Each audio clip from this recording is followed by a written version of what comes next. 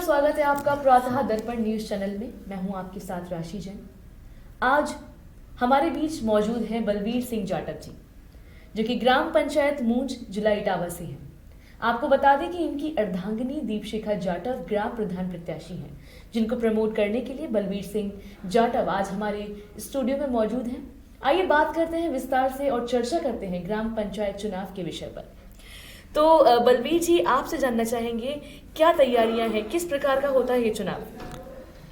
Ma'am, ये चुनाव actually क्या है कि जो ग्राम लेवल का होता है, एक पंचायत होती है, उसमें कई सारे गांव जुड़े होते हैं। कहीं 4 गांव होते हैं, कहीं 5 गांव होते हैं, कहीं 10 होते हैं, कहीं 12 होते हैं।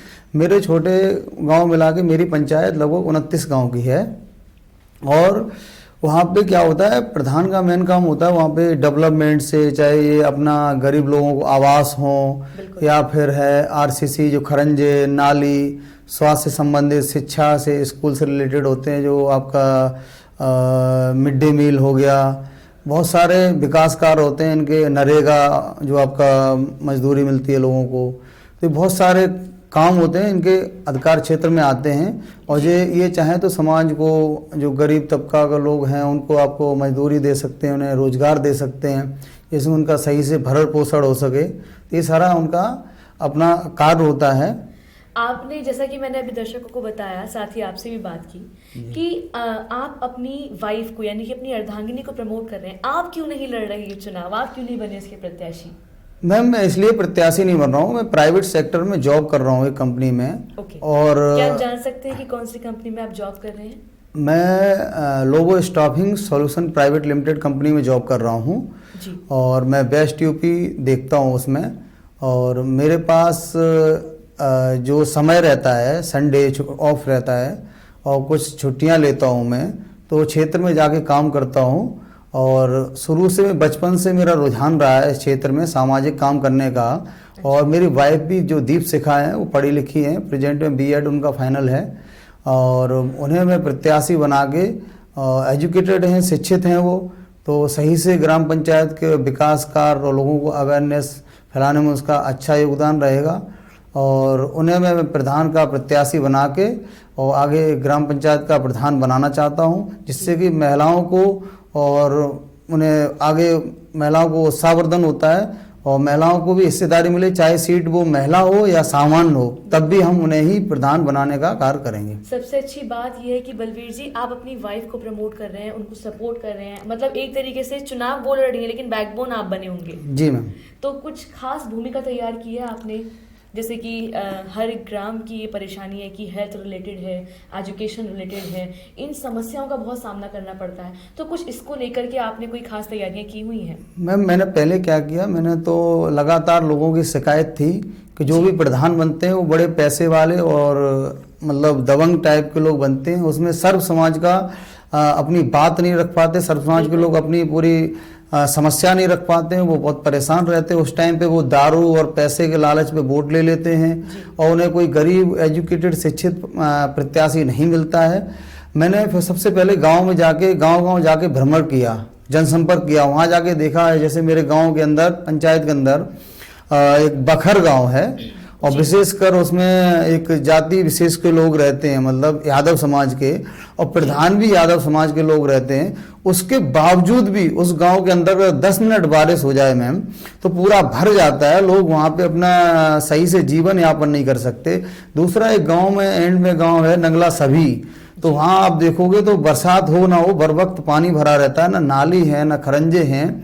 और किसी न किसी तरीके से कहा जाता है कि जाति बहुमूल्य क्षेत्र है, लोग गलत हैं, ये लोग गलत भाषा का इस्तेमाल करते हैं। मेरे यहाँ पे विशेषकर यादव जो समाज है, वो सभ्य समाज है, वो सभी से मिलके भाईचारे से लोग रहते हैं। लेकिन उनमें कुछ एक लोग गलत होते हैं तो उससे जाति विशेष को बदनाम करने का काम करते हैं। मुझसे लोग कहते हैं वोट नहीं देंगे, जबकि उनका, हमें यादव समाज का बड़ी संख्या में हमें समर्थन मिल रहा है, बड़ी एकदम समाज का, और सर्व समाज हमारे साथ है।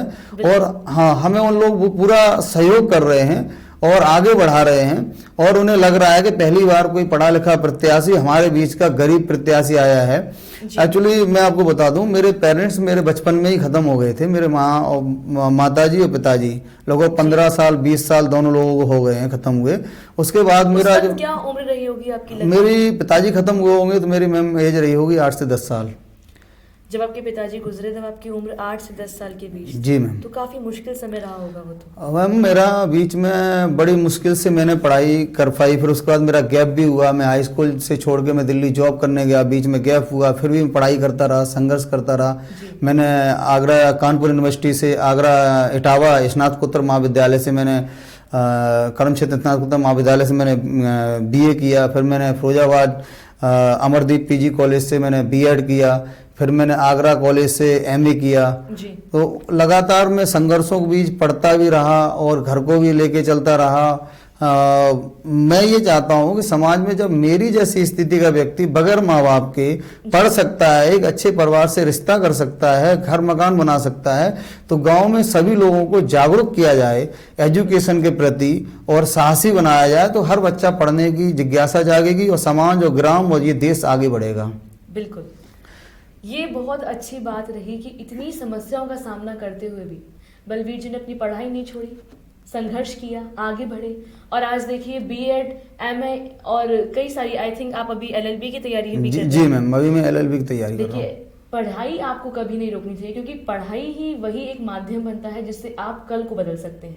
अब इनकी जो आने वाली पीढ़ियां होंगी वो मेरे ख्याल से ये कभी भी अशिक्षित नहीं रहेंगी, क्योंकि विशेष वर्ग के लोग, मैंने सुना है कि ज्यादा पढ़ाई पर फोकस नहीं करते। आप भी इस चीज को मानते हैं? मैं मानता हूँ, ये सच्चाई भी है। मैं आपको बताता हूँ, मेरे यहाँ पे प्राइमरी स्कूल होते हैं जो गवर्नमेंट स्कूल होते हैं, वहाँ पे आप सोचिए कुछ पैसे वाले लोगों के, जो प्रेजेंट में प्रधान है, उनके भी प्राइवेट स्कूल हैं। अच्छा। तो वहाँ पे जो 3,000 4,000 रुपए टीचर लेता है, 5,000 जो नॉन क्वालिफाइड है, वो वहाँ पे बच्चे लोग पढ़ाते हैं। जो प्राइमरी स्कूल है गवर्नमेंट, जहाँ सैलरी 50,000 60,000 मिलती है और क्वालिफाइड टीचर जाते हैं, तो प्रधानों को उनसे फिक्सिंग होती है, कहीं मिड डे मील के नाम पे, कहीं कमीशन के नाम पे, तो उस पर जोर ना देके, क्योंकि अपने स्कूल ना बंद हो जाए मेरे, और वो गलत तरीके से उनका वहाँ पे एजुकेशन सही मिल नहीं पाती है, क्योंकि वहाँ गरीब, विशेषकर दलित, पिछड़े और कमजोर तबका, वहाँ किसी गरीब, किसी भी सर्व समाज के, चाहे वो ब्राह्मण हो, सर्व समाज के गरीब लोग बच्चे पढ़ने जाते हैं। उस पर ये पैसे वाले लोग ध्यान नहीं देते हैं किसी तरीके से, मतलब उसमें पढ़ाई ना हो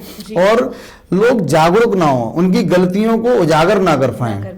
वो गलतियां करते रहे, जैसे उन्हें कोई नाली बनानी है तो उसमें उनकी गुणवत्ता खराब होती है, उनको RCC बनवाते हैं तो वो बिल्कुल एकदम गुणवत्ता खराब होती है, टूट जाती है, या तो उन्होंने बनवाया नहीं है, या गलत एस्टीमेट, जैसे कोई काम हुआ है उसी को पास करवा लिया, पैसा निकाल लिया।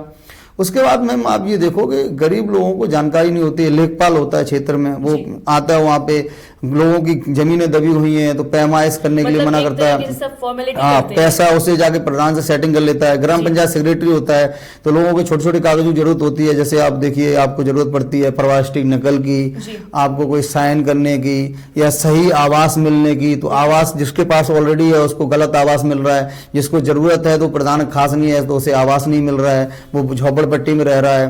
तो इस तरीके बहुत गलत, जैसे ग्राम पंचायत सेक्रेटरी और लेखपाल, ये बहुत ज्यादा गलत काम करते हैं।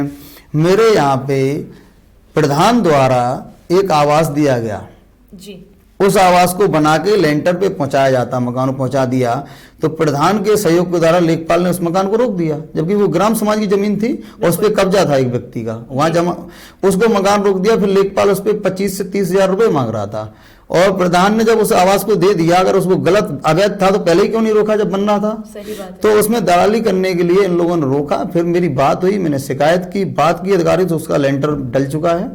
तो ये लगातार जो लेखपाल हैं ये लूटने का काम करते। जैसे आप ये देखो, लेखपाल का काम होता है कोई चेकिंग करना, या कोई आपदा, भी कोरोना वायरस आया तो उसमें सही परिवारों को जानकारी देना, तो उन्होंने तरीके से जो प्रवासी आए तो उनकी सही जानकारी नहीं दी। 4 व्यक्ति वापस आए तो उसमें से 2 की जानकारी सही, 1 की दी तो सही से राशन नहीं आया, जैसे उनकी जेब से जा रहा हो। तो लगातार उनको हर स्तर पे पैसा चाहिए, दलाली चाहिए। ये मेरे तो मैं प्रत्याशी, मेरी प्रधान बनती है, तो ये दलाली बट्टा मैम नहीं होने दूंगा मैं, क्योंकि मैं एक ऐसे परिवार से निकला हूँ, मैंने सारी परेशानियां देखी हैं, गरीबी देखी है। आज मैं जो चुनाव लड़ रहा हूँ पूरी जनता के भरोसे लड़ रहा हूँ, ना मैं किसी को दारू पीऊंगा, ना पीने दूंगा, ना जुआ शराब, ये काम बंद होंगे और जनता की भलाई के लिए कार्य होंगे। शिक्षा पे और स्वास्थ्य पे, मेरे गाँव में एक स्वास्थ्य केंद्र है, उसमें आप देखिए ना उसे गाँव को ये बताया जाता है प्रधान द्वारा कि कौन वहाँ पे स्टाफ नर्स आती है या वहाँ डॉक्टर आता है, उसमें क्या मेडिसिन है, उसका कार्य क्या है, कुछ भी प्रधान द्वारा कोई भी अवेयरनेस नहीं फैलाई जाती है। अगर दीपशिखा जी ये जीतती हैं, प्रत्याशी अगर वो बनती हैं और चुनाव जीत जाती हैं, तो क्या ये वो सफल रहेंगी इन सबको सही करने में? बिल्कुल मैम, देखिए समस्या काफी सारी हैं, हेल्थ से रिलेटेड हो, एजुकेशन से रिलेटेड हो, हर क्षेत्र में समस्या ही समस्या है। ठीक है, तो आप पक्का तैयार हैं अपनी तरफ से? कभी भी कहीं चूक तो नहीं होगी? नहीं मैम, मैं पूरी तरीके से तैयार हूं, क्योंकि उसका कार्ड बताता हूं। जितने भी लेखपाल वो प्रधान बनते हैं, कहीं उनके मिल चल रहे हैं, कहीं गोदाम चल रहे हैं, कहीं आड़त चल रही है, कोई बहुत बड़े बिजनेस हैं, किसी के स्कूल है, कारोबार। मेरी एक प्राइवेट जॉब है, मैं उसे छोड़ दूंगा। बिल्कुल ठीक, मुझे गाँव में तन मन धन से मुझे जाके गाँव जाके गरीबों को जागरूक करना है, उन पे घर के जाके काम करना है, क्योंकि हमें उन्होंने अपना अमूल्य वोट देके हमें बनाया, हमारे ऊपर भरोसा जताया। तो मेरा काम है गांव-गांव में जाके उनका काम करना, चाहे वो मोहर लगने के लिए काम हो। और दूसरी चीज, अगर पंचायत में कोई भी कार्य होता तो पूरे गांव की मीटिंग ली जाएगी, जो पात्र व्यक्ति होगा, गांव के लोग जो बताएंगे कि ये पात्र व्यक्ति उसे मिलना चाहिए, वही काम होगा। और कि इसने वोट दिया, इसने दिया, इस नजर से नहीं, जो पात्रता की श्रेणी में आएगा कि ये आरसीसी यहाँ बननी चाहिए, ये नाली यहाँ बननी चाहिए, उसी तरीके से काम होगा। सवाल मैं आपसे और करना चाहूंगी कि ग्राम जिलों में मैंने देखा है कि जो कस्बा टाइप के जो जिले होते हैं, उस जगह एक समस्या हम लोग ज्यादातर देखते हैं, शौच की जो समस्या। अभी जो मैं समस्या देख रही हूँ कि मतलब अभी तो घर घर टॉयलेट भी हो गया, लेकिन फिर भी लोग इतना सही इस्तेमाल नहीं कर रहे हैं। आपके यहाँ भी ये समस्या मेरे ख्याल में होगी? ये एकदम कागजों में काम हुआ है। अच्छा। आपको जांच करना है तो कभी आप जाइए, वहाँ पे सर्वे करिए, देखिए। ग्राम प्रधान द्वारा जो ईंट कई तरह की आती है, आपको पता है। एक दोयम ईंट आती है, दोयम से एक पीरा ईंट आती है, बोलते हैं बिल्कुल बेकार ईंट होती है, उससे बनवाया गया। अगर हमारी कोई बहन बेटी उसमें टॉयलेट करने, लैट्रिन करने अगर जाती है, तो आप ये मान लो कि वहाँ पे वो गिर सकती है, कभी भी मौत हो सकती है। गाँव में जानवर होते हैं, अगर उसमें वो रगड़ दें तो उसमें अगर वो तुरंत गिर जाएगी। कई सारी गिर चुकी है, मैंने कभी वीडियो डाला भी था बीच में, तो फिर मैंने वो वीडियो को दिखाया लोगों को, तो पूरी तरीके से वो टूट चुकी हैं। कभी भी कहीं उसमें शौचालय बना है तो कहीं उसका क्या नाम, उसमें भूसा भरा है। तो आप ये कहना चाह रहे हैं कि सरकार ने अपना काम ठीक से नहीं किया, उसमें दलाली हुई है। उसमें आप गवर्नमेंट 12,000 रुपए देती है, अगर आपको उसमें प्रधान को दलाली नहीं चाहिए तो पूरा आप 12,000 रुपए का चेक दो उसे, और उस पर दबाव बनाओ, नहीं बनाता उसके खिलाफ कार्रवाई कराओ जो पैसा लेता है। हमें उम्मीद है कि दीपशिखा जी इन विषयों पर बिल्कुल ध्यान देंगी, और साथ ही बलवीर जी आप भी देंगे। कोई अपील करना चाहेंगे दर्शकों से? मैम, मैं विशेषकर सभी अपने ग्राम वासियों से और ग्राम पंचायत के सभी लोगों से एक अपील करना चाहता हूं कि मैं सेवक के रूप में, मेरी वाइफ और मैं, सब लोग आपका प्रधान बन जाऊंगा तो पूरा सहयोग तन मन घर से घर घर जाके, और खास तौर से समाज में पूरी अवेयरनेस शिक्षा के प्रति, क्योंकि जो पढ़ लिख जाता है मैम उसको किसी की जरूरत नहीं होती है, वो घर मकान सब कुछ बना सकता है। ये लोग लालच देके 100-500 रुपए का जो काम करवाते दारू से, पैसे से, वो काम ना करें। आप गरीब व्यक्ति को, अपने भाई को, अपने बेटी को, बहू को, गरीब समाज से जो पढ़ी लिखी है उसको आगे बढ़ाएं, और हम आपके बीच में जो काम करते रहें, आपके सहयोग से आगे बढ़ें। देखिए दर्शकों, एक बहुत अच्छी पंक्ति मुझे याद आई है, लड़ो पढ़ाई करने को और पढ़ो समाज बदलने को। समाज बदलने के लिए बलवीर जी ने एक बहुत अहम कदम उठाया है। वो अपनी वाइफ को सपोर्ट कर रहे हैं, अर्धांगिनी को सपोर्ट कर रहे हैं। मैं भी आपसे अपील करती हूँ कि इन्हें चुनाव में जिताएं, और ये जो समाज के लिए कुछ अच्छा करना चाहते हैं इनका सहयोग करें, वोट दें इन्हें जरूर।